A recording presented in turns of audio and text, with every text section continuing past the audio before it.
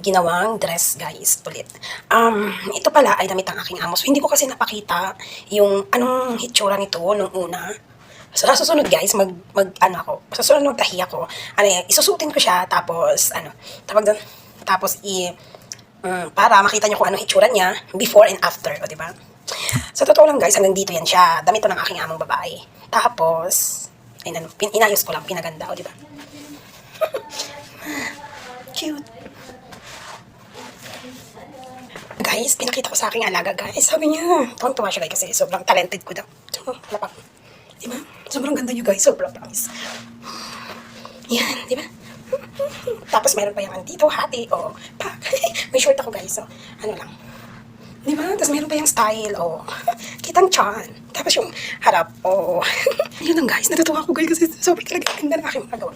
Hindi na ako pwede na ako hindi pumili ng dress. Ako na lang yung gagawa sa gusto kong dress. Okay. So, yun lang, guys. Natuwa lang talaga ako. I promise. Sobrang ganda, diba?